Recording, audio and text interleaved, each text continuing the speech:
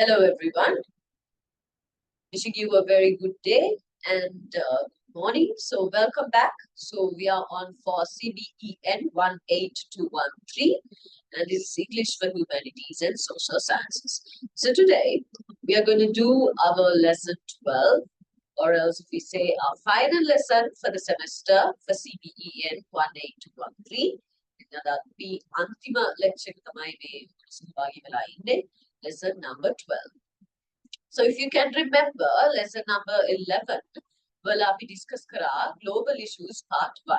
Global issues ගැන කතා කරා කොහොමද මොනවද මේ global issues කියන්නේ මොනවද මේ දවස්වල තියෙන global issues ගැන කතා කරනකොට ඇහෙන වචන කොහොමද ඒ ගැන කතා කරන්නේ, all this was discussed in global issues part 1. So today we're going to move on to the second section of that and our final lesson for the whole semester. So there you go. At the end of this lesson, you will be able to understand and practice sentence types in English. Then අපි වචන ඉගෙන ගත්තා, දේවල් ඉගෙන ගත්තා, දේවල් අහුවා, ප්‍රශ්න මොනවාද, global issues ගෝලීය වශයෙන් තියෙන ප්‍රශ්න මොනවාද, ගැටලු මොනවාද කියන එක දැන් අපි ඒව ලියන්නේ කොහොමද? සහ ටිකක් professional පැත්තට බර වෙලා writing letters of complaint for any imaginary issue, writing letters, informal and formal both.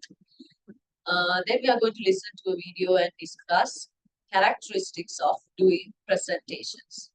Of course, academic presentations, business presentations, මොනවද මේ presentation කියන්නේ කොහොමද අපි presentation එකක් හදාගන්නේ දැන් මම කරන්නේ ඔයගොල්ලන්ට presentation එකක් වගේනේ මම lesson එක කරන්නේ using a PPT as a presentation. So I'm presenting something for you, but I'm going to teach you how to do a presentation. Methodology academic wise, of course, CBEN 18213, CBEN 28223 subjects වල ඔයගොල්ලෝ presentation එකක් කියලා කරන්නේ speech එක for your assignment, right? Then speech එක first year නම් කරලා ඉවරයිනේ. Assignment එක you have completed that, but that's a speech. නමුත් academic presentation එකක් ඔයගොල්ලෝගේ අනිත් subjects වලදී ඔයගොල්ලෝ presentations කරන්න වෙනවා. Business environment එක ඔයගොල්ලෝ higher studies තව මොන හරි create කරනකොට ඔයගොල්ලෝ presentations කරන්න වෙනවා.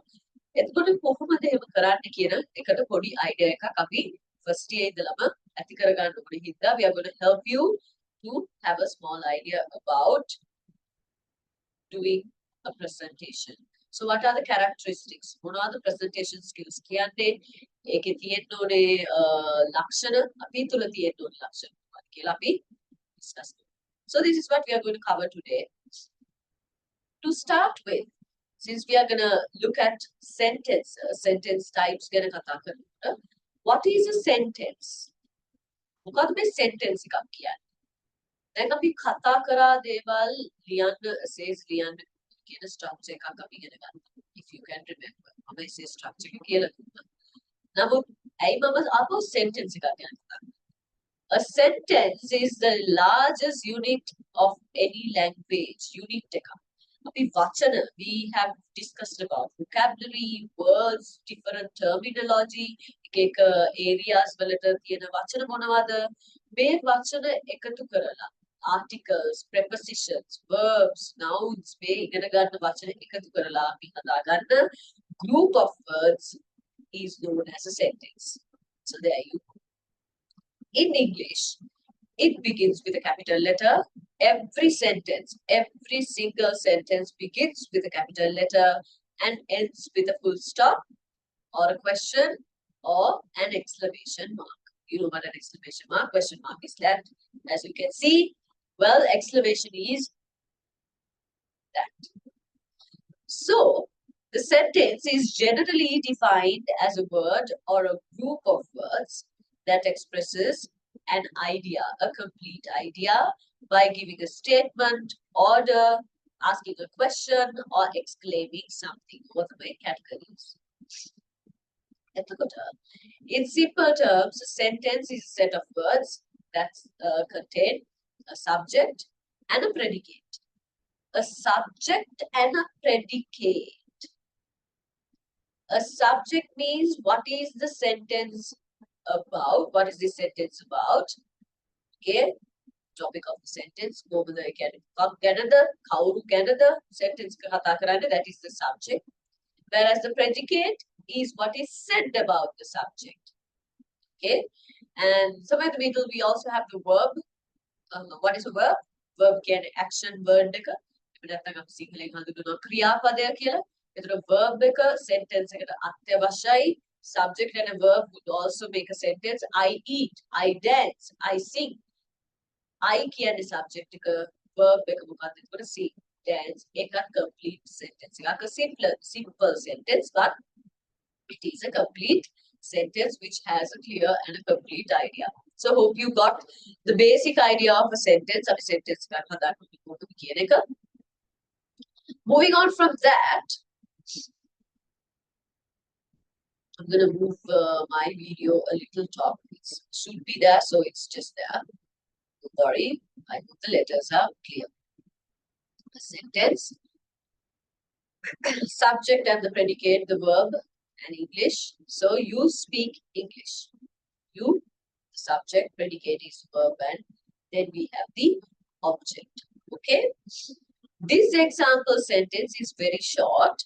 Of course, a sentence can be longer, more complicated, but basically there's always a subject and a predicate. So the predicate is like the rest of the sentence containing the verb. Okay, so this is a sentence. It's also a sentence. Then, now I want you to understand there are different types of sentences. There are simple sentence කියන එක ඔයගොල්ලන්ට පොඩ්ඩක් තේරෙනවා. Simple sentence is basically subject and a verb or subject and a predicate. That's all.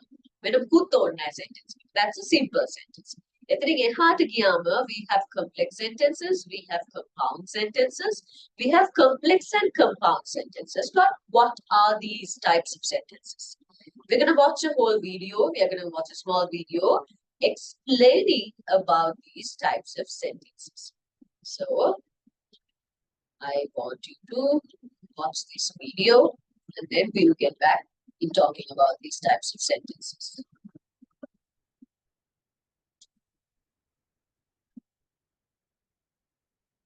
Let me share this with you. There you go.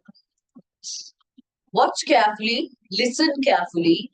Simple sentence එකක් compound හරි complex sentence එකකින් වෙනස් වෙන්නේ කොහොමද? complex sentence එකක් කියන්නේ මොකද්ද? compound මොනවද මේ අතර තියෙන වෙනස්කම් කියන එක උඩට අහගන්න. Since it's a recorded video, obviously තේරෙන්නේ නැති තැන් pause කරලා ලියා ගන්න. ඔයාලා notes හදාගන්න. Because it's easy for you to remember how to develop the sentences. මේක ඉතාමත් වැදගත්. මොකද අපි sentence එකක් ලියන්න දන්නවා නම් අපිට ඕනම දෙයක් ලියන්න පුළුවන්. ඒකින්ද මොන type එකේ sentences මම ලියන්න ඕනේ කියන එක දැනගන්න practice වෙන්න. ගොඩක් වෙලාවට complex compound sentences ලියනවා නම් වැඩිය හොඳයි if you're writing for your letters, emails or your essays. So please make sure you listen carefully. Write down everything you want. Okay.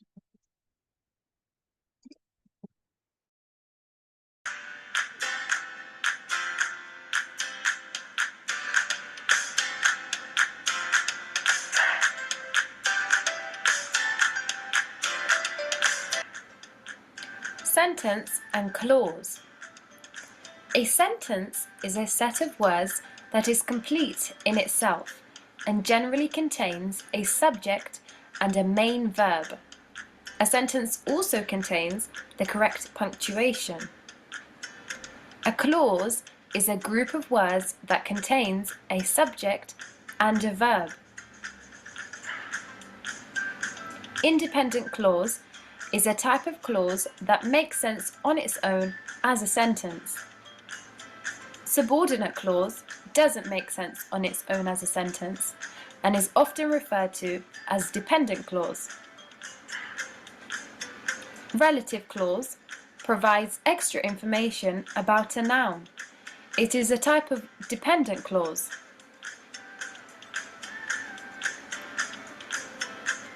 Simple sentence. Simple sentences contain one independent clause. It contains a subject and a verb. For example, she brushes her teeth in the morning. The baby laughed. Compound sentence.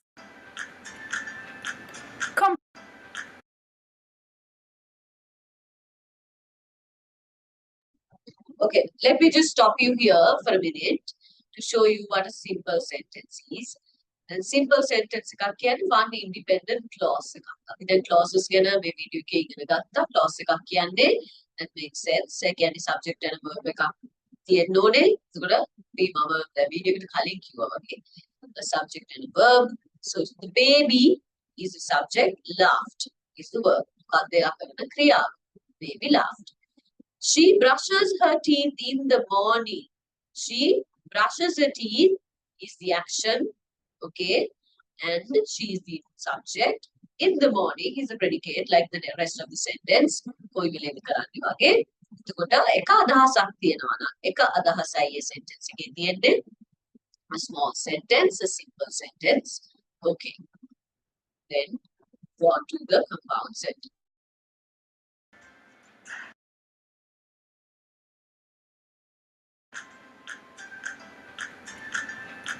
Compound sentence. Compound sentences contain two independent clauses and are linked by a coordinating conjunction.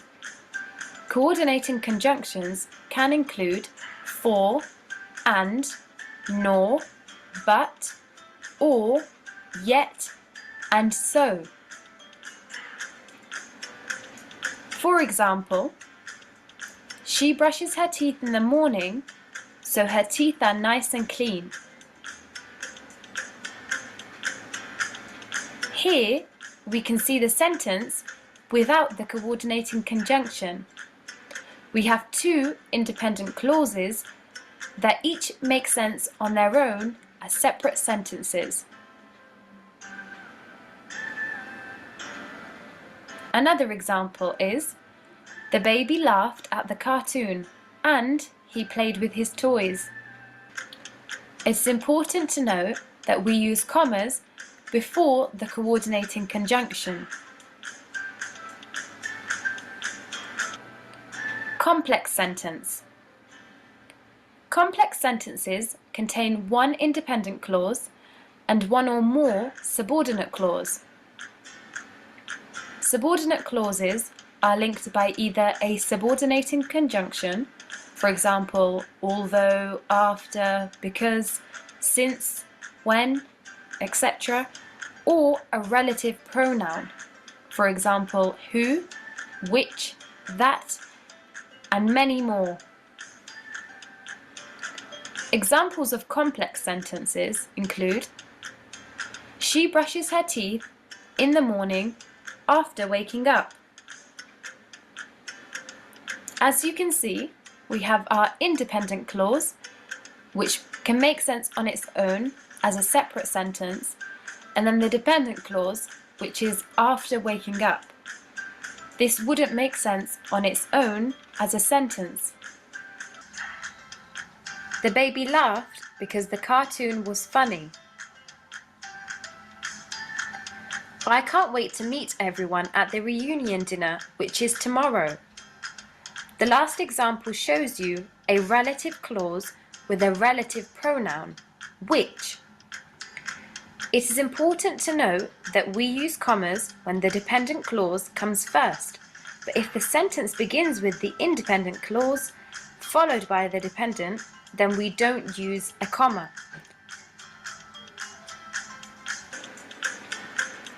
Compound complex sentence. Compound. Now this is considered to be the longest sentence or ටිකක් complicated වගේ තියෙන sentence එක. හොඳට බලන්න, හොඳට අහගන්න. Compound complex sentence contain two or more independent clauses and one or more dependent. Two අනිවාර්යෙන් independent clauses තියෙන්න ඕනේ. One dependent clause එකක් තියෙන්න ඕනේ. That is linked with a coordinating conjunction. With a coordinating conjunction. Okay. Complex sentences contain two or more independent clauses and one or more dependent clause that is linked with a coordinating conjunction. For example, I woke up in the morning and I brushed my teeth, even though everyone else was sleeping. Here we can see the independent clauses and the dependent clause.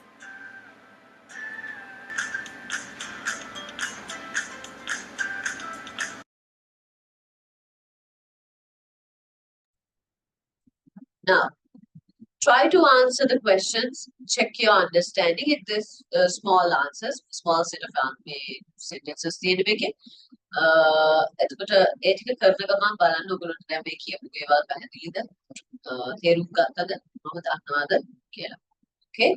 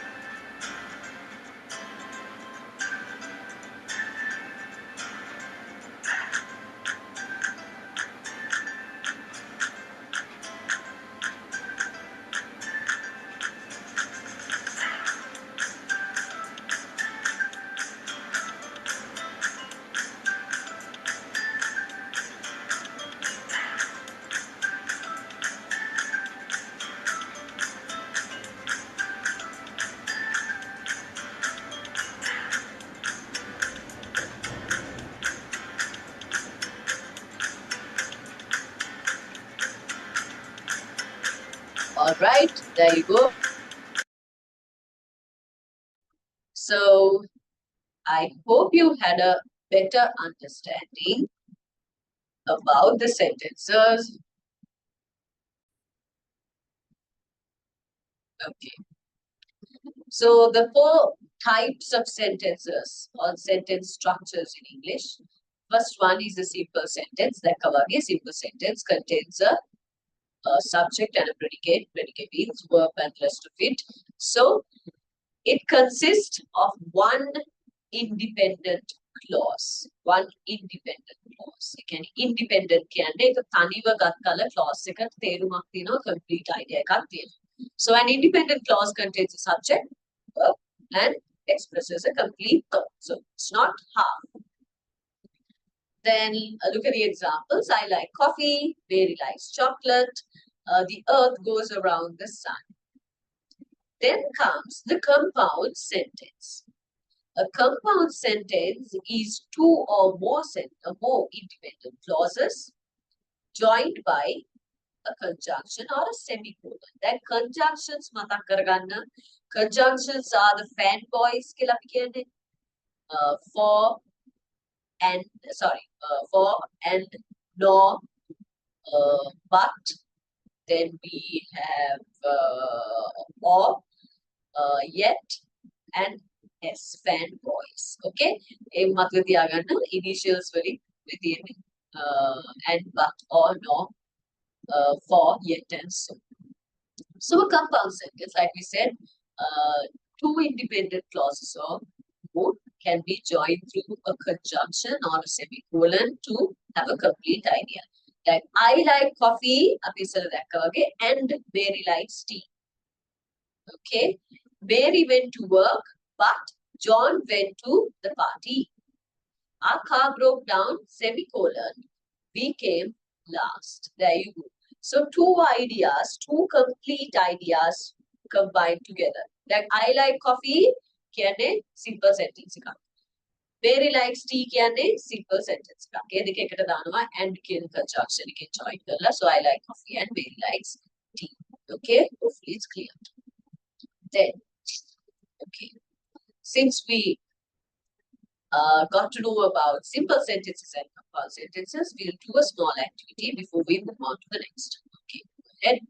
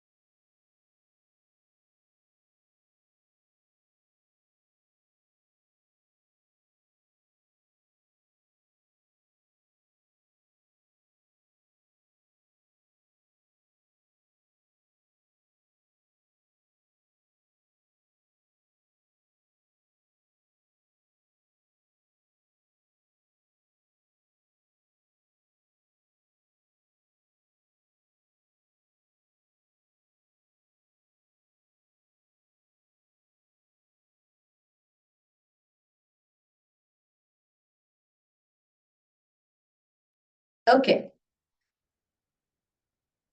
let's discuss the answers. Okay, so it rained for 3 days is the first sentence. The streets in my neighborhood flooded. It rained for 3 days and the streets in my neighborhood flooded. Yes. Kasun completed his homework. And he put his binder. Yes, again, and. Pereira mowed the lawn and he earned $100. Julie doesn't like seafood, but she doesn't like cabbage. So there's and similar ones, not but. So when we are combining this, Julie doesn't like seafood. We can say Julie doesn't like seafood and cabbage without repeating same things. Doesn't like the I repeat ka known. So Julie doesn't like seafood and cabbage can be taken. My pencil was broken, so I borrowed one from my friend. 8 people got into the elevator, so it was crowded, and 3 people got off. Sarah gathered the pictures so she could arrange them for a special album for her family. Arrange them in a special album. Actually, this sentence is a little wrong. Sarah gathered the pictures so she could arrange them in a special album for her family. Okay. You can add because also. Okay.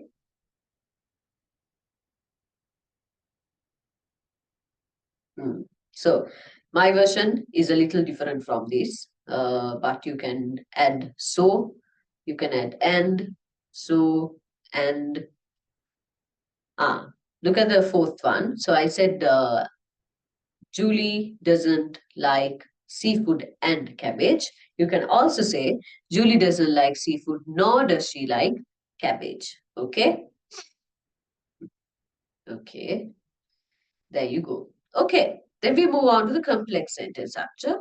So the complex sentences consist of an independent clause plus a dependent clause. Okay, both. So you have the dependent clause, which starts with a subordinating conjunction and coordinating the way subordinating conjunctions, such as here, after, although, because, before, how, if, once, and since, all that. Then does not express a complete thought. So dependent clauses කියන්නේ තව එකක් මත යැපෙන. That's why it's dependent. ඒකේ complete thought එකක් නැහැ. Complete idea එකක් නැහැ.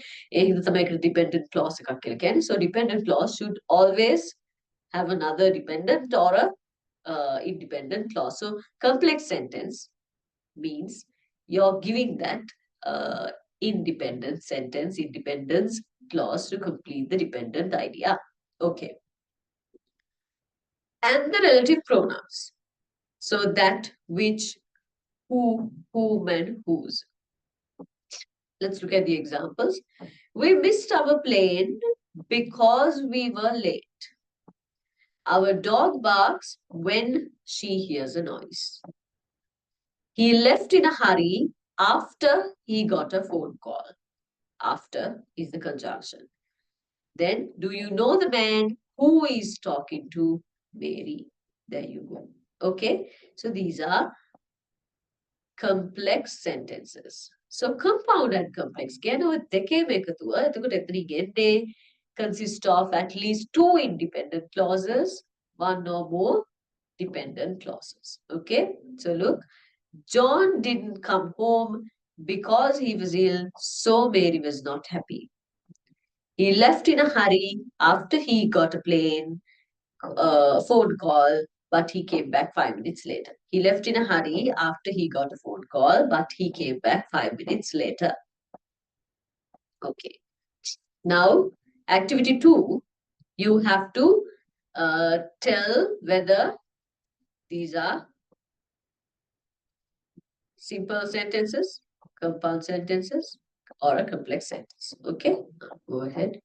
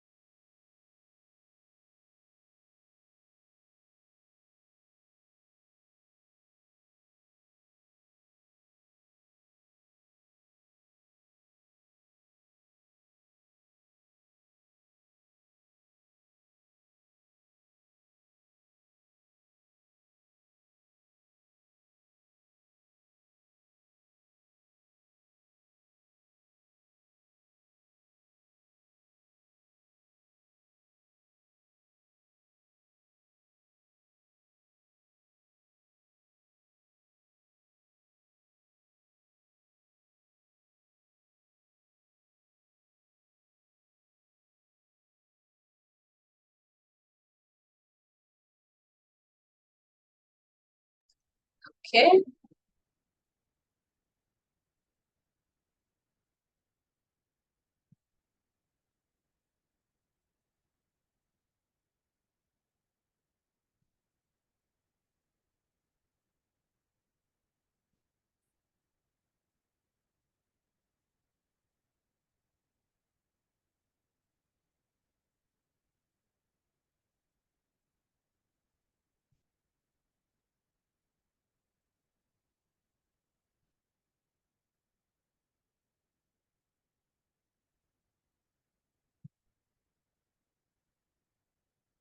Okay. Let's discuss the answers now here. First one is simple. It was time for bed, yet it was still light outside. These are compound. Then the front door was locked. She entered through the back. So she entered through the back, compound. They took a lot of pictures when they visited Montana. Complex. After the show began, he sat very quietly. Complex.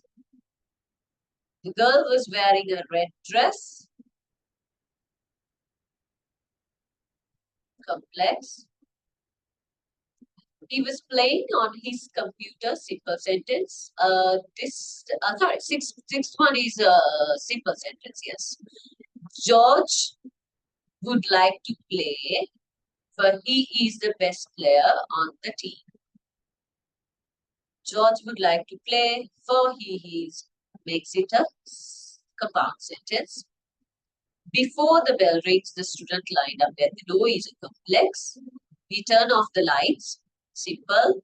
We turn off the lights and we went to sleep makes it compound. We turn off the lights after our mom told us to go to sleep makes it complex. Okay. Writing letters, especially focusing on formal letters. Okay. So, watch the video and identify the differences of writing both in formal and formal letters. Okay. So, before I give you an idea about it, I want you to watch this small video, which will explain you about. Let me open the video first. Sorry. Give me a second.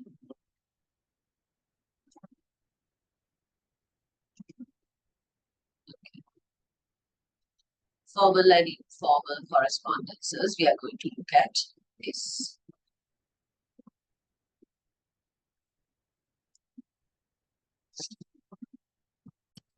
Okay, there you go. Welcome back to another exciting episode of English 8. Are you ready to learn something new today? Let's get started! Our target learning objectives are: define what a letter is, differentiate between formal and informal letters, recognize and identify the common parts of a letter. And here is the content of our today's discussion: types and parts of formal and informal letters. Stop taking meeting notes and let ClickUp AI Note Taker do it for you. It allows you to focus on your meetings, not your. Before emails, text messages, and social media became part of our daily lives, people communicated through letters. A letter allows a person to share ideas, feelings, and important information in a clear and meaningful way. Even today, letters remain important because they help us communicate both personally and professionally. Understanding what letters are and knowing the different types, formal and informal, will help us choose the right words, tone, and format when communicating with others. What is a letter? A letter is a form of written, typed, or printed communication used to convey messages, ideas, information, or feelings from one person to another. Letters may be sent in a sealed envelope through traditional mail or delivered digitally through email and online platforms. Letters are also called correspondences because they involve an exchange of messages between people. Why are letters important?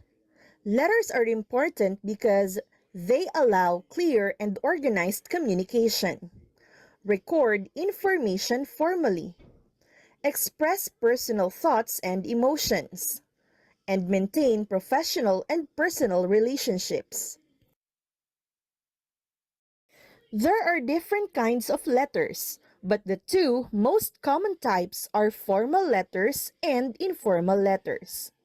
In terms of definition, a formal letter is a type of letter written for professional, official, or academic purposes.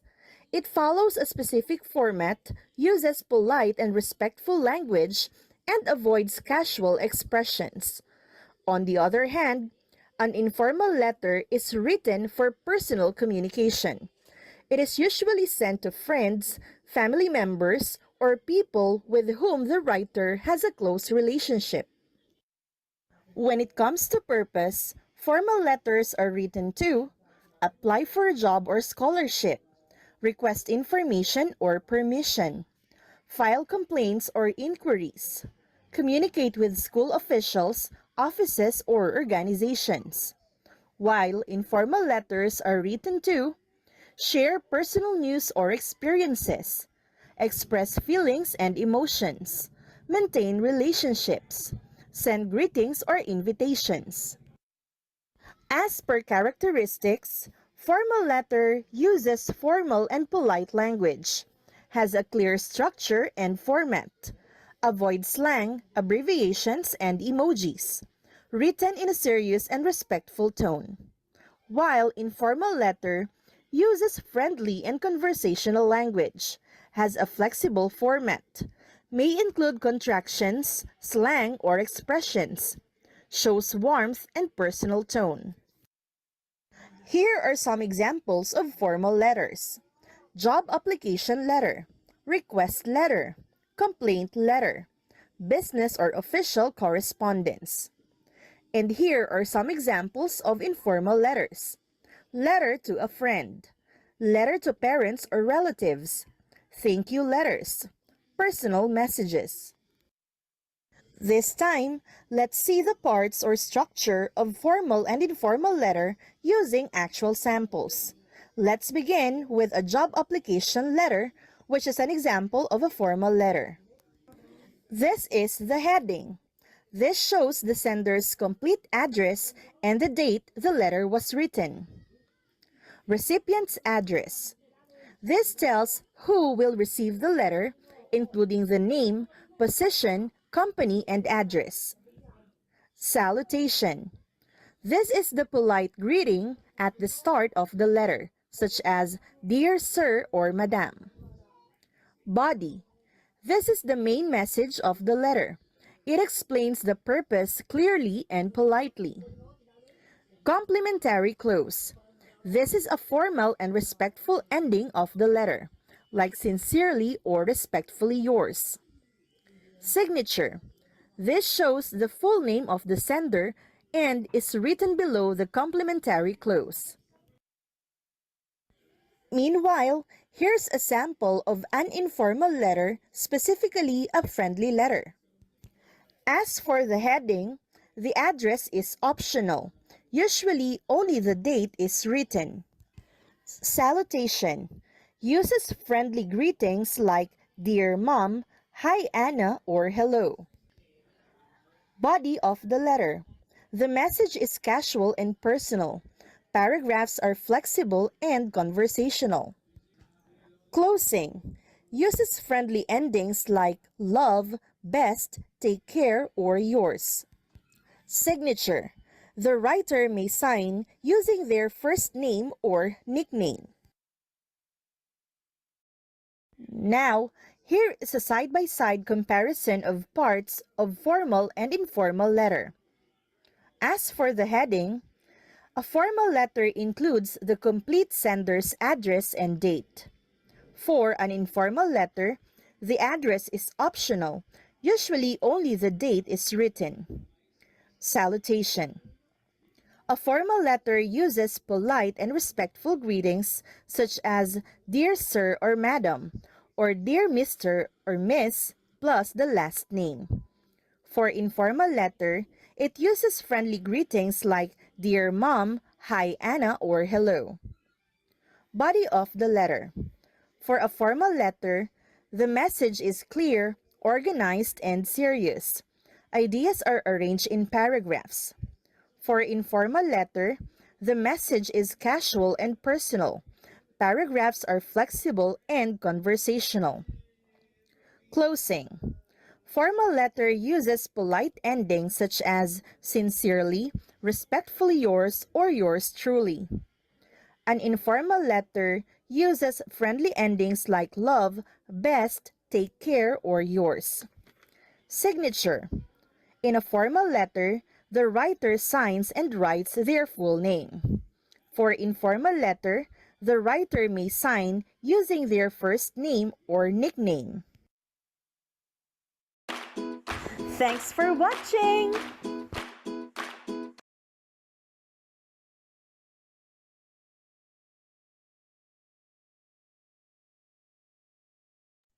Okay, so there you go. That was about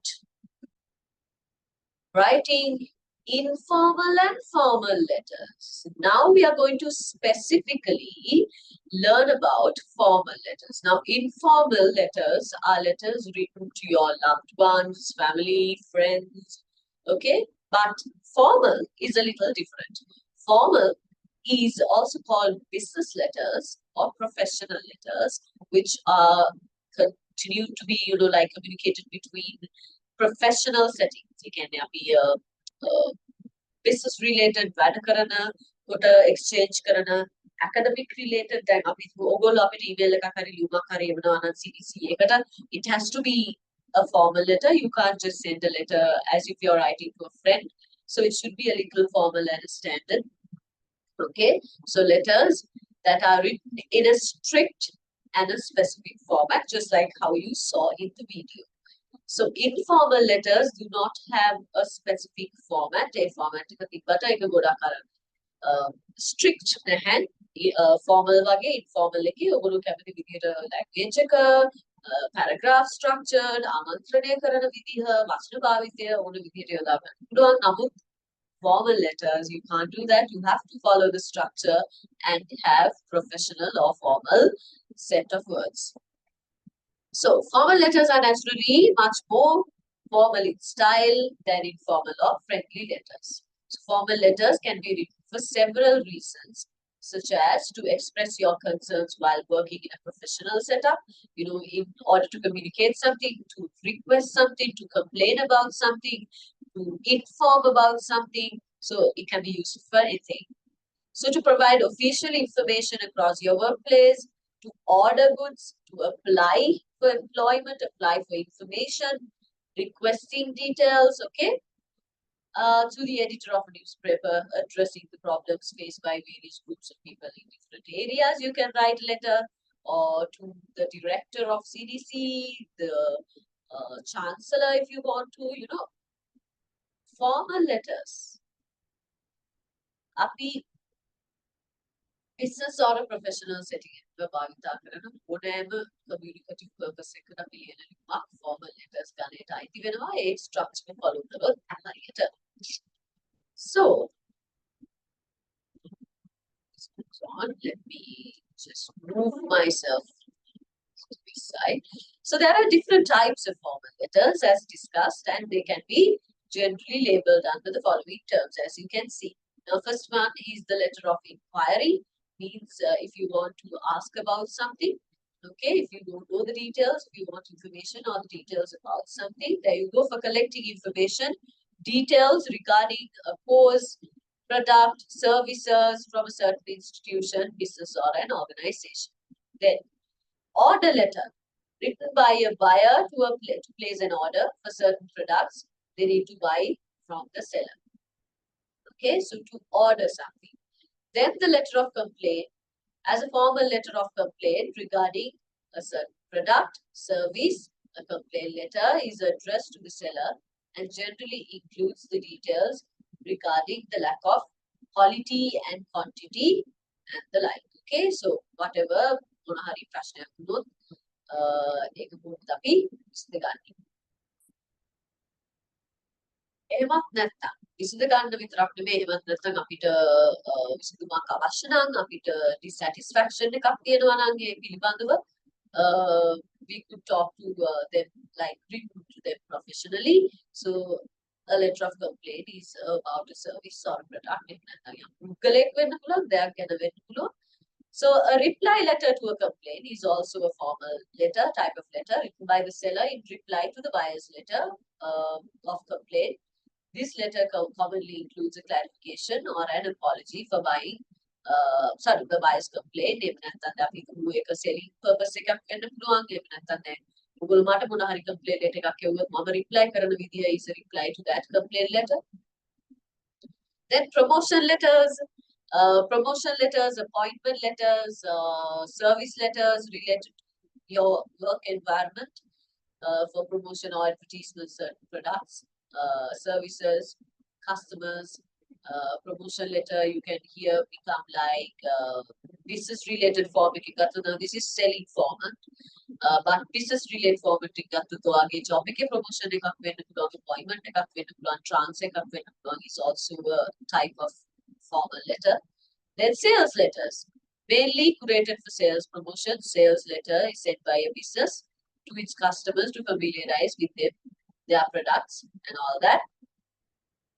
Then recovery letters written by businesses in order to recover their money from customers who haven't paid for their products or services. Okay, so these are the types of formal letters that you may come across. So what are these parts of a formal letter? What are the formal letter? So when writing, you need to know you have to be formal and respectful at all times. You can't shout at anyone. You can't be too emotional. අපි complain letter එක ලියන්නේ සුදුම තරහකින්. But ඒ තරහ ලිපිය පිට කරන්න බැහැ. We need to be respectful. We need to be having patience and use and be conscious about using your language, no matter what the subject of the letter might be. So to write a formal letter, there are some points to be remembered. Always start with the sender's address. This is followed by the date. Then you start with the sender's address. අපි address එක අපි යවන කෙනාගේ address එක නෙමෙයි අපේ address එක sender's address. Date, then the receiver's address. Human ලැබෙන කෙනා comes next. Okay. It can be a name and just the position and the address. එහෙම නැත්නම් අපි නම දන්නේ නැත්නම් directly position එක එහෙම නැත්නම් address එක directly දෙන්න පුළුවන්. Who represents the firm? Okay. Then comes the subject of the letter. This is very important. Now, the subject of a letter, subjects of the emails are very important as well. Now, I see some of you sending emails without subjects. Ek subject ke details ඔක්කොම දාලා එවනවා. මේක වැරදි. ඒක ඇත්තටම වැරදි. මේ letter එකක් email එකක් subject එක තියෙන්නේ අපිව දැනුවත් කරන්න මොකක්ද කියන එක විතරයි. පණිවිඩය එන්නේ ඊට පස්සේ in the body of the letter. Okay. So subject is the statement and the purpose of the letter. ඇයි මේක ලියන්නේ කියලා බොහොම කෙටියෙන් සඳහන් කිරීමක් පමණයි subject එකක් කියන්නේ. letter එකකත් එහෙමයි, email එකකත් එහෙමයි. Please make sure that you are aware of it. It should be written in a single line. That's all. Then comes the salutation. Dear sir, madam. If it's a person you know very well, you can address with the first name or the second name, surname makeup. Now, let's say if you're addressing to me, you can, since I'm a level higher than you, you address me as Miss. So, dear Miss Dureksha, you can say, okay, or dear Miss Sirivadana. So, you can either use my surname or my first name likewise, okay. Then, the rest. Always be respectful in the body of the letter, or try to stick to 3 body paragraphs. Usually, my structure. Now, as you can see, there's a small example. Things also on the screen. Okay, be respectful when you're using the language and stick to 3 body parts. Okay, 1 paragraphs. First paragraph is basically introducing yourself and stating the purpose. How the big the purpose. Second, should include all the information. වැදගත් වන කරුණු එළියුමෙන් කතා කරන වැදගත් කරුණු. Then third paragraph can be the concluding paragraph. Can to end things summarize make a මෙමයි කියලා ඉවර කරන්න letter එක. Then to close the letter, you can use a complimentary closing like yours faithfully, yours sincerely, etc. Unlike informal letters, the signature should be included in your name. Okay, signature in block letters, namai designation ekai should be there. Namai designation කියන්නේ ඔයගොල්ලෝගේ position එක රස්සාවේ සියලු දේ එකට include වෙන්න. Okay, tips on formal letter writing. Here is how you can format your letter. A simple letter is focused on your topic. You can't go away from that, you know. And then single space your letter, or not ready a spacing clear if you're typing. Use plain font, Times New Roman or like, you know, basic font එකක් use කරන්න නිකන් stylish fonts use කරන්න. Leave a blank line after the salutation. It would be better if you can leave a line. Print the letter on white paper print කරන්න. Okay, and writing letters of complaint. When writing a letter of complaint, අපි දැන් අපි complaint එකක් අපි කෙනෙක්ට චෝදනාවක් කියන්න තියෙන ලියුමක, one must be very specific about the issue they are having. If you are having the issue, what is the issue should be mentioned very clearly. Indicate the course of action you chose and include data such as the date of orders arrive, order number, specific, you know, prior, if there are prior complaints, complaints, set a time limit for responses. Sathiyak ඇතුළත මට respond එකක් ඕනේ කියන එක you have to state it. Include a sample or the copy of the invoice if you have it. Okay. Use kind but firm language when addressing the complaint. Never defend yourself or make any claims by yourself. ඒ කියන්නේ මම හරි මම මෙහෙමයි කියලා මාව defend කරගන්න හදන්න එපා. bias වෙන්න නැතුව naturally, neutrally ඒ විදිහට ලියන්න. So there you go. This is an example. See, Lake Road, Colombo 11.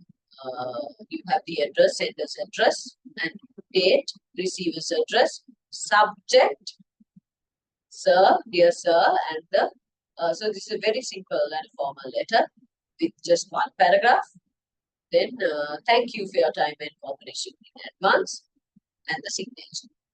Okay, so I'm writing to bring your kind attention that there are no street lights in our area, and it has become a huge problem as it has started raining. It is very difficult for people who have traveled through this area because it is very dark at night, and with continuous rains, the place floods up. It becomes difficult to drive as the roads are damaged, and there have been constant accidents because of this. Therefore, I request you to kindly take some action at the earliest and install street lights in our area as it is a danger if left like this. Then, so, okay. Now, we can write a letter of complaint to the Secretary of Trillium Residences in Colombo about the poor maintenance, garden, and improper waste disposal. Hari. Now, I want you to take a minute, think about this. We have another section we are to talk about to do an effective presentation.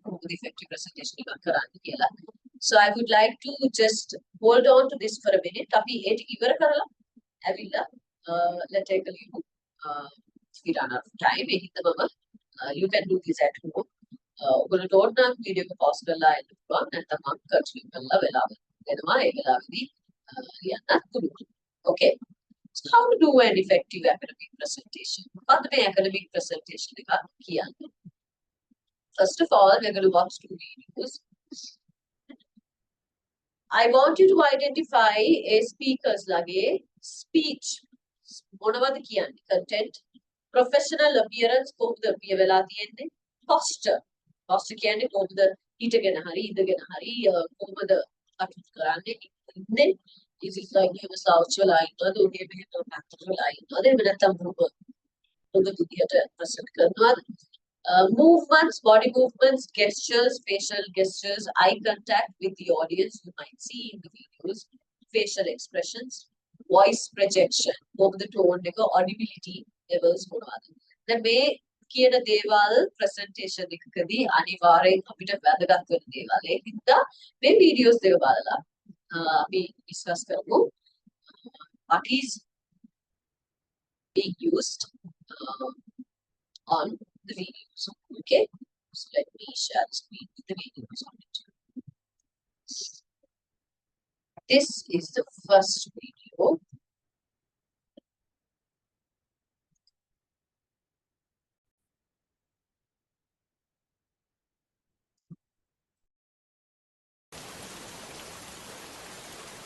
Hello everyone, welcome to Public Speaking.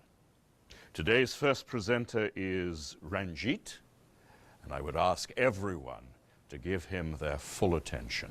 Chantal, could you dim the lights, please?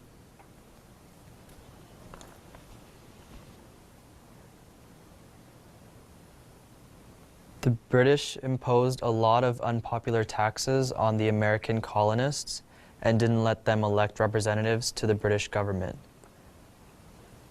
In retaliation, the Americans started to boycott British goods. In 1773, Americans in Massachusetts dumped a shipload of British tea into Boston Harbor. This became known as the Boston Tea Party.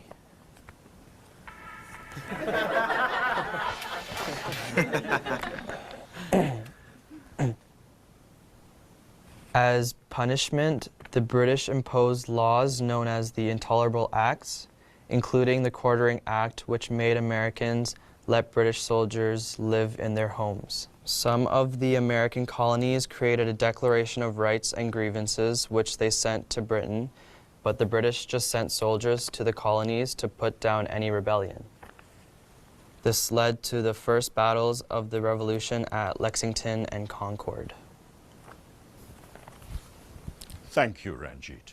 I know it's very hard to give a presentation in front of the entire class.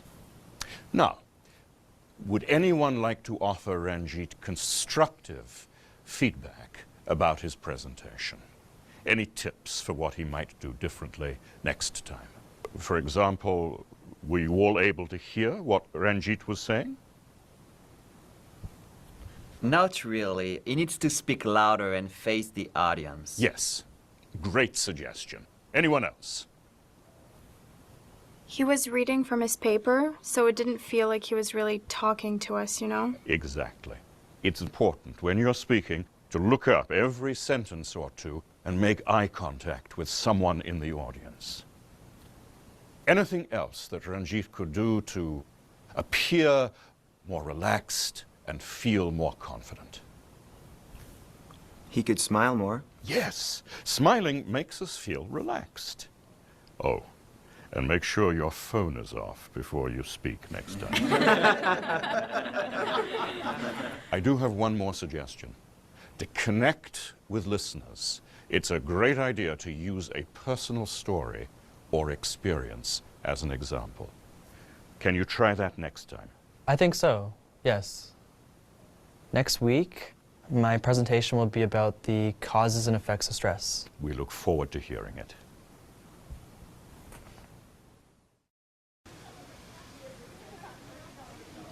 Ranjit is first up again today, and I look forward to his new presentation. Jorge, could you dim the lights, please? Good morning.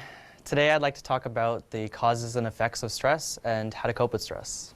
Stress has many causes, including work or school, life events, changes, or unrealistic expectations of yourself. Some effects of stress include headaches, trouble sleeping, depression, or lack of concentration. I know how hard it can be to deal with stress. Last year, I started working after school to save for college, but I didn't have time to do homework and my grades went down. I had trouble sleeping, I only ate junk food, and I stopped hanging out with my friends. Fortunately, I was able to talk with a school counselor to manage my stress. She suggested that I reduce my hours at my job eat healthy foods, and get some exercise. So I literally started walking home from school and bringing my lunch. I also asked my teachers for extra help. Now, I feel better. It's important to recognize when you're stressed and to ask for help. Thank you.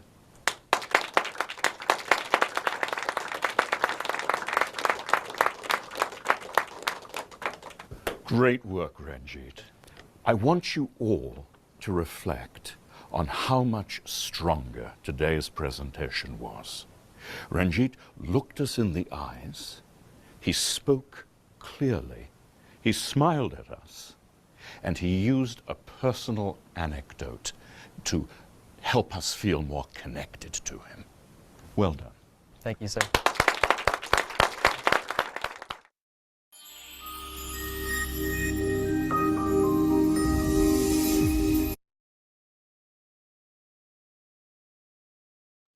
So we move on to our second one.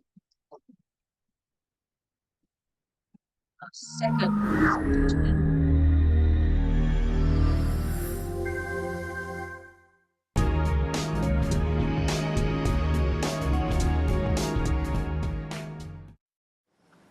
Parents and teachers have become increasingly concerned about girls following the 2006 advent of Facebook.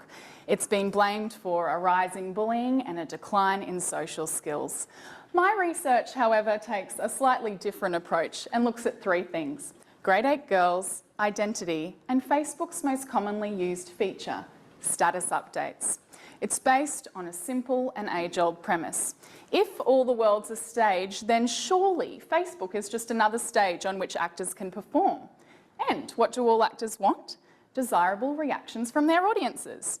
This involves trying a number of different strategies on for size. Should I present myself as kind, needy, self-sacrificial, talented, intimidating?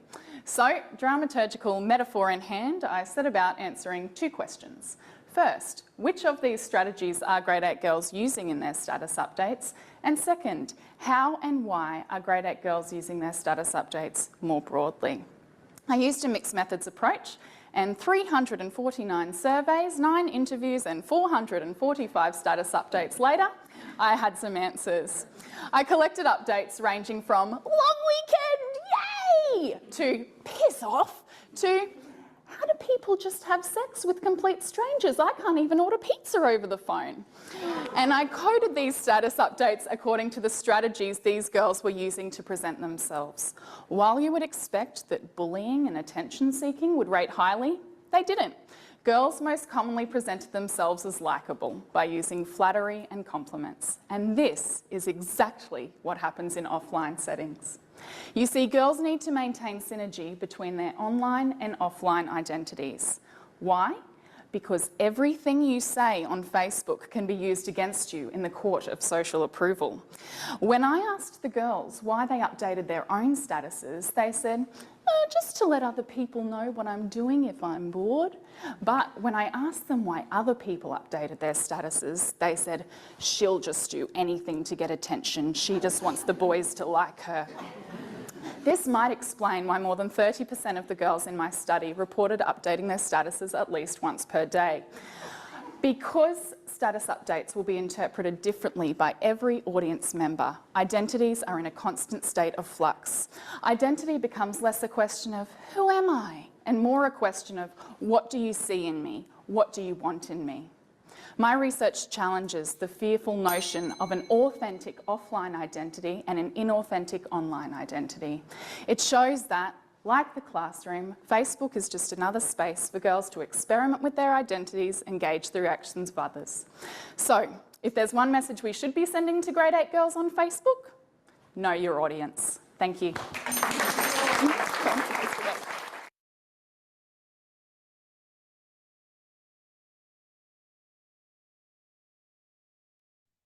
Okay.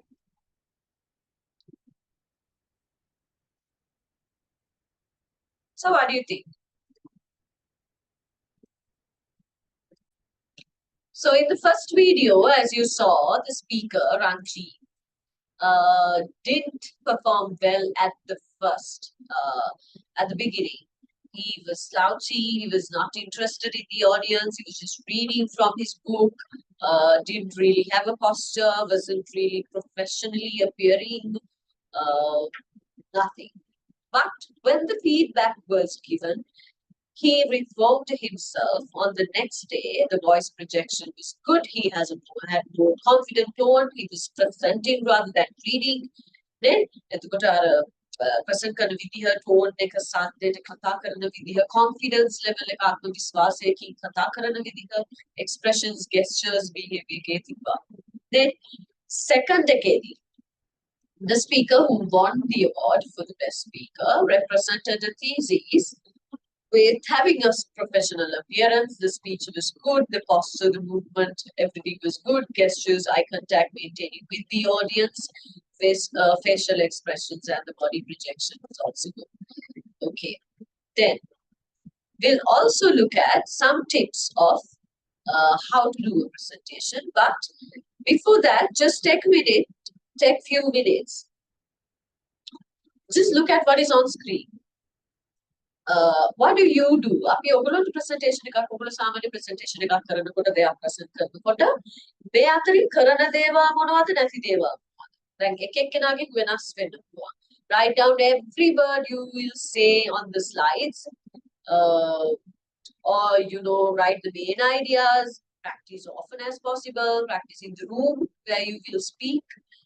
Don't practice at all. Just are you that confident? Assume your audience know a lot about the subject and you have to work accordingly. Assume they know little about it. Then මෙතනදී ඔයගොල්ලෝ select කරන දේවල් ඔයගොල්ලෝ හිතලා ටික එකක් දාගන්න. Using visual aids to help the audience follow the presentation. Establish eye contact with someone who looks friendly. අපි දන්නා දුරට කෙනෙක් ගැන නම් වැඩිපුර ඒ පුද්ගලයා දිහා බලාගෙන කතා කරන්නේ. Turn back to your audience. දැන් මම මෙහෙම හැරලා ඉන්නවා, මම පිටිපස්ස හැරලා ඉන්නවා නම් මම කොහොමද ඔයගොල්ලෝ කතා කරන්නේ? එහෙම හැරෙනවාද? එහෙම නැත්නම් සාක්කුවටත් එක දාගෙන ඉන්නවද? මෙහෙම වැඳගෙන ඉන්නවද? Okay, so speak loudly as possible. Repeat important points more than once. Summarize everything at the end of the presentation. Make jokes throughout the presentation or just little bit. Spend a lot of time preparing and thinking. දැන් මේ අතරින් ඕගොල්ලෝ කරන දේවල් I'll give you 2 minutes, just go through.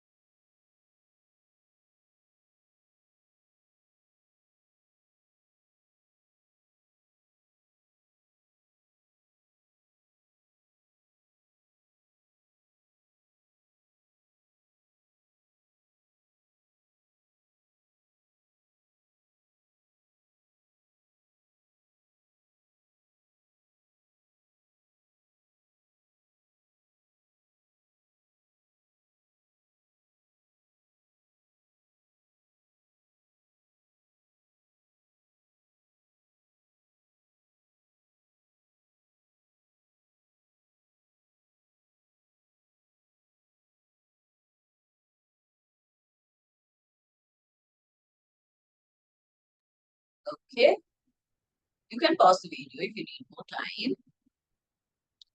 Now, we'll watch the tips. We'll watch the tips and come back. The presentation එක උඩට කරන්න ඕන දේවල් මොනවද කියලා අපි අහලා. Sorry, guys.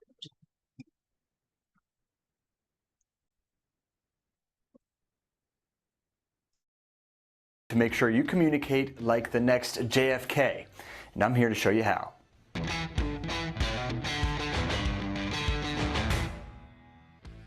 Hello world, Mike Ploger back again with none other than Visme, and today we're talking about my forte, public speaking and giving presentations.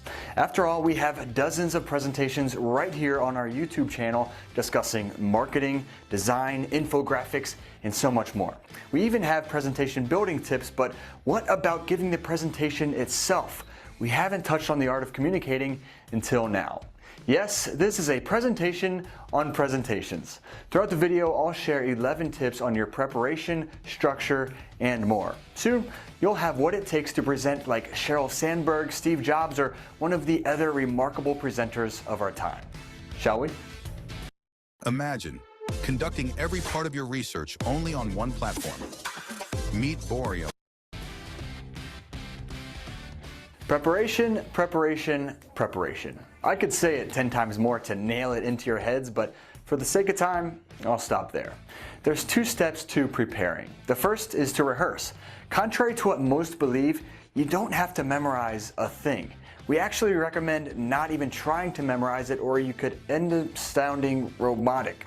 Separating your presentation into sections all about the same length and pausing between each section is good practice. Take the moment to breathe. By separating this way, you can plan your pauses as a reminder to slow down. Try using index cards, or better yet, Visme's presenter notes.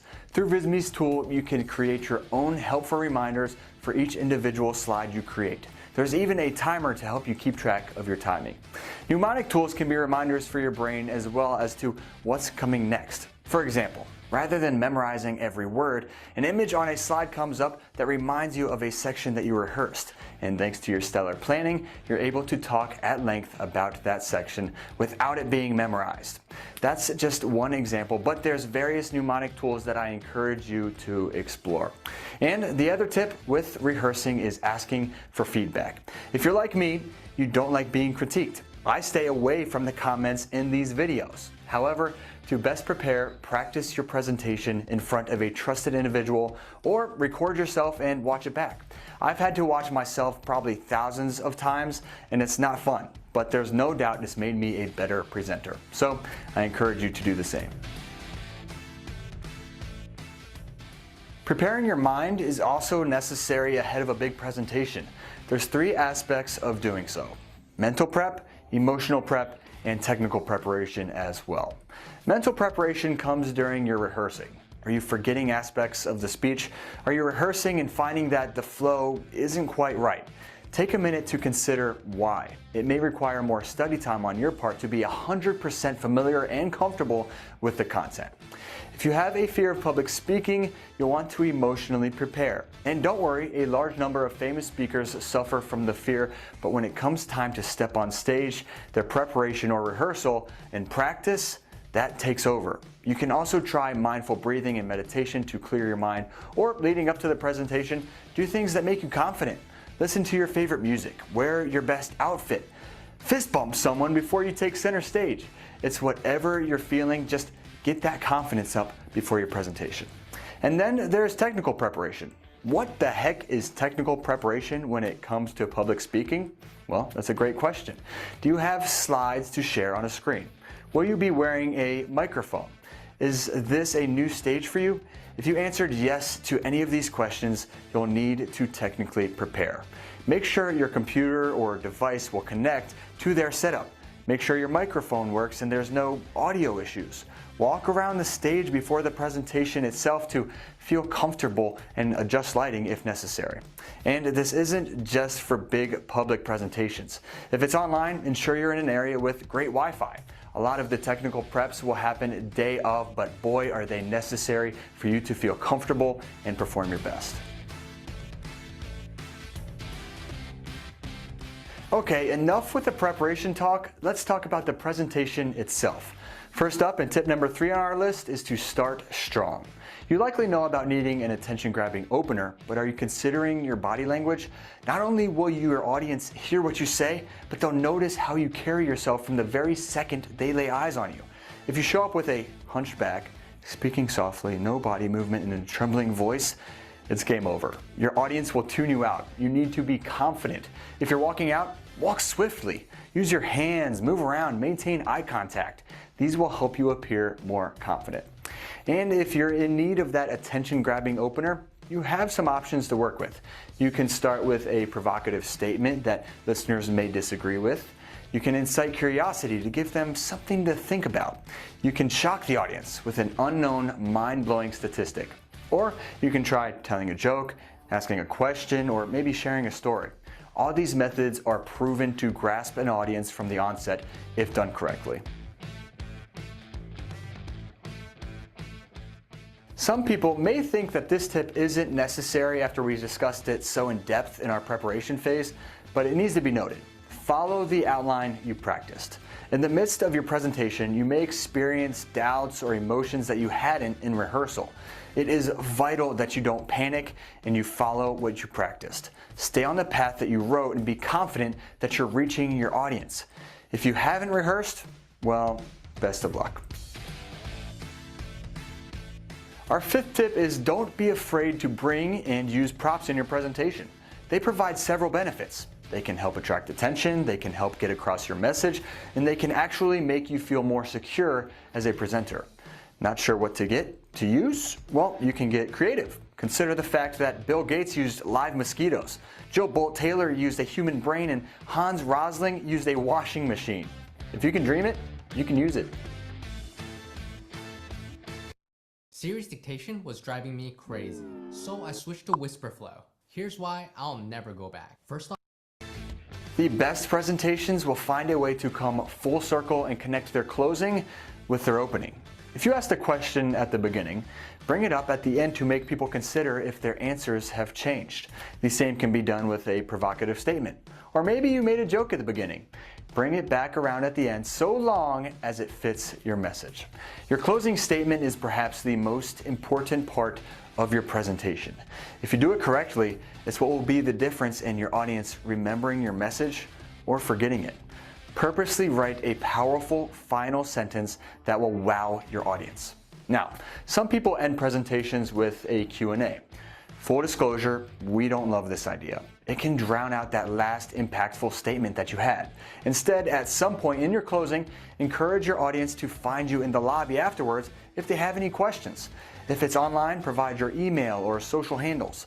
The one platform we find Q&As to be acceptable would be webinars. But really, encourage your audience to ask questions throughout as they come to mind. As the presenter, you should be able to see the questions as they come in and respond immediately without breaking stride.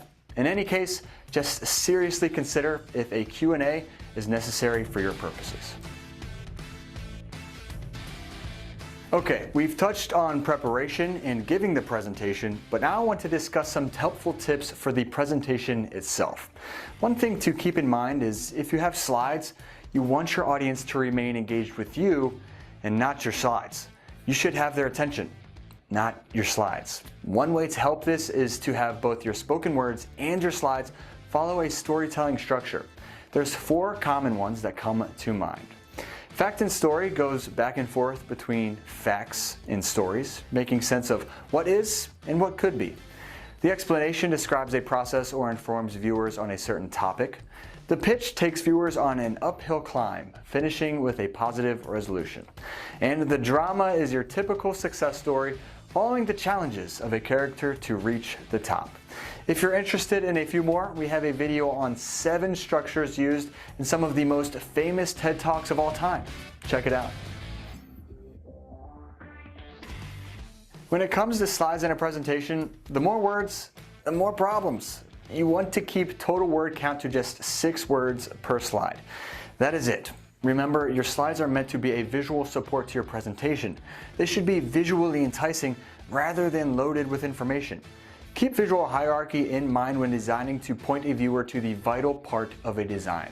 Sometimes you'll need informational slides that will require more text. In such scenarios, save your slides as a PDF and print or email them out beforehand. This will help your viewers follow along. As I explain all this, you may be thinking, I don't have time to create presentation slides, or I have no idea where to begin with creating slides. But guess what? There is help for you, and from none other than the most giving presentation guru itself, Visme. Visme.com offers hundreds of pre-built presentation templates. You can choose based on topic or theme, and sure, you'll have to edit slightly to show your own content, but the designs, colors, fonts, icons, they're all built in there for you. And if you wanted, you could even adjust those. I'm serious when I mean Visme can help you take a presentation from zero to hero. Okay, fast forward a little bit. You just finished your presentation and you experience great relief. You did it. No more stress. Yes. However, this likely won't be your last presentation. Take some time to reflect and think about what you did well and what could be improved. If there's any way to record a presentation, do so and watch it back later. If not, see if there's a trusted individual in the crowd whom you can ask for feedback. Take these notes either mentally or literally and remember them so your next presentation can be even better. Our 11th and final tip is to stay inspired. When you're done watching this video, search famous TED Talks on YouTube and spend time watching some of the world's brightest minds and best presenters. Study what they do well or what you didn't like about their presentations, and then see if you can incorporate that into your own presentations. The inspiration process, it never really ends. Keep that gear turning in your mind before, during, and after your presentations, and I guarantee you'll continue to progress. Are you ready yet? I hope this video helped you as you begin your quest to becoming an impactful presenter. If it did, please hit that thumbs up button below. If it didn't, well, leave a comment for us asking what you need help with.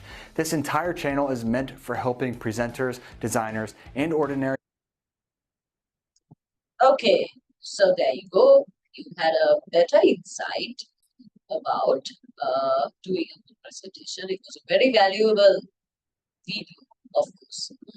Okay, now arrange the correct order of a speech of an academic presentation. So what do you think? What comes first? There are 6 areas. Given question time, introducing the structure, introducing the speaker, concluding the speech, welcoming the audience, explaining why your topic is relevant. The main higher over the arranged way.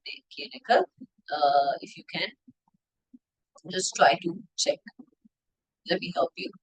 So first thing you do is welcoming the audience. You go, you welcome the audience, then you introduce the speaker. Who am I? You have to introduce to the audience, and then comes the introduction of the structure. So introducing the structure of the speech, then why your topic is, explaining why your topic is relevant to the audience comes next, concluding the speech and question time. So that is the order of this one. And let's look at some of the useful phrases and expressions for presentations. So when you are welcoming the audience, you can use these. Say good morning, good afternoon, depending on the time, or hi everyone, hello everyone. First of all, let me thank you for coming. First of all, let me introduce myself. You welcome the audience, and then you move on to introduce yourself or the speaker. Group presentation, whoever speaks first should introduce the whole set of speakers. Then comes the introduction of your topic, like you're introducing the topic, explaining why the topic is relevant to the audience, then outlining the structure. The structure discuss important points, emphasizing the important points, key areas. I'd like to emphasize, I'd like to draw your attention. Okay, adding ideas. If you're talking about something, you need to talk about additionally. In addition to this, furthermore, moreover, as a matter of fact, apart from being too expensive and all that, concluding and summarizing. Concluding and summarizing means coming to the end. Now we have come to the conclusion of my presentation. That concludes my presentation. In conclusion, let me summarize. You can go on. And finally, the questions. There will be time for questions for my presentations. If you have any questions, this is time to ask Ila. At the end, you can tell. Okay. So thank you very much. That comes the end of. So you can create your at home if you're doing a speech. Always follow this format with the table use karanna. topic එක select කරගෙන ඔයගොල්ලෝ welcome කරන්න පුදු audience එක ඔයගොල්ලෝ මා දුන්නලා දෙන්නේ introducing yourself, introducing the presentation, explaining that there will be time at the end of the presentation, and then start it, closing of the section, first section, beginning a new section, concluding and summarizing the presentation, finishing thanks, and finally the questions. So this is basically the structure that you have to follow. Okay, let me quickly go back to the letters. So I've come to the conclusion at the time that I've been allocated to the presentation, but now you have two things to do. Please write and practice a letter. And if you're doing a presentation, follow the structure. Always go back, pause, write it down, take a picture and keep so that you know what to do. Okay, so that brings us to the end of our lecture today. So we've learned a lot. We've learned to write sentences.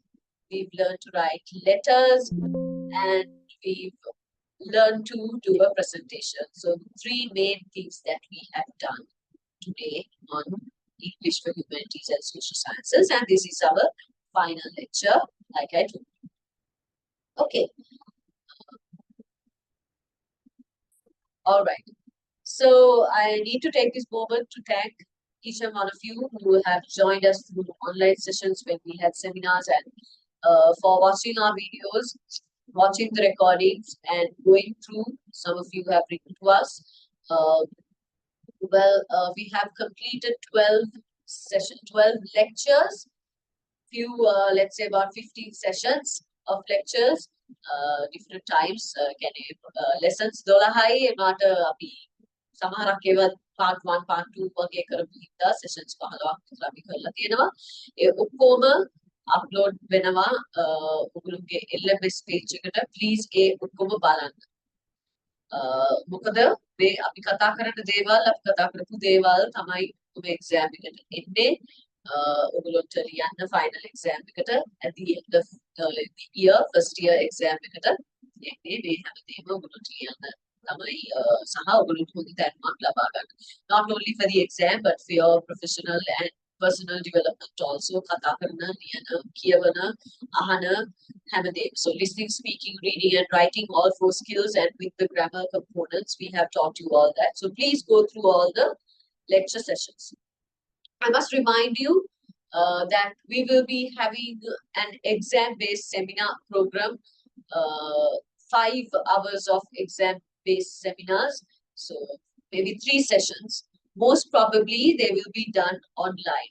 They can recorded sessions හැටියට නෙමෙයි, online discussion එකක් හැටියට තමයි මම කරන්න බලාපොරොත්තු වෙන්නේ. එතකොට ඒ hours 5 කොහොමද බෙදෙන්නේ, sessions 3 කොහොමද කවදද තියෙන්නේ කියන එක පසුවට exam එක කිට්ටු වෙලා, දැම්ම නෙමෙයි, exam එක කිට්ටු වෙලා ඔයගොල්ලන්ට මේ අපි ඉගෙන ගත්ත දේවල් ඔක්කොම revise කරන්න sessions 3ක් අපි ලෑස්ති කරනවා. එතකොට ඒකට සහභාගී වෙන්න හැකි හැම දෙනාම සහභාගී වෙන්න කියලා මම ආදරෙන් ඉල්ලනවා. මොකද අපි exam එකට කලින් exam එක ලඟ වෙලා seminar series එක තියන්නේ ඔයගොල්ලන්ට දැනුමක් ලබා දෙන්න. කොහොමද මතක් කරලා දෙන්න ඉගෙන ගත්ත දේවල් සහ පොඩි revision එකක් යන්න exam එකට කලින්. ඒක ඉතාමත් වැදගත් වෙන හින්දා. Okay, so let me remind you once again, the lecture series is over. We have done 12 lectures, more than 15 sessions if I'm not wrong, and your seminar session will be done when the exam is closed. දැම්ම නෙමෙයි, දැන් කියන්න කවදද seminar එක කියලා අහන්න. මේ ළඟදී මේ දැන් තාම පෙබරවාරිනේ, මාර්තු අප්‍රේල් මැයි ජූනි ඔයගොල්ලෝගේ exam ලඟ වෙලා, maybe probably June වල එහෙම නැත්නම් මැයි ජූනි වෙද්දී අපි sessions ටික organize වෙයි. ඔයගොල්ලන්ට පණිවිඩය එයි. එතකන් මේ upload කරලා තියෙන videos බලන්න, activities කරන්න, ප්‍රශ්න තියෙනවා නම් email කරන්න. එතකොට අපිට ඒකට respond කරන්න පුළුවන්. සහ මොන හරි තියෙනවා නම් අත්පසු වුණා නම් ඒව බලලා ඔයගොල්ලන්ට ඉගෙන ගන්න පුළුවන්. Okay, all right, thank you very much. Then let me end my session today. Hope you had a good run with me. Hope you understood everything that I have taught you. Hopefully I'll see you all online during the exam-based seminar sessions. Thank you very much. Have a great day.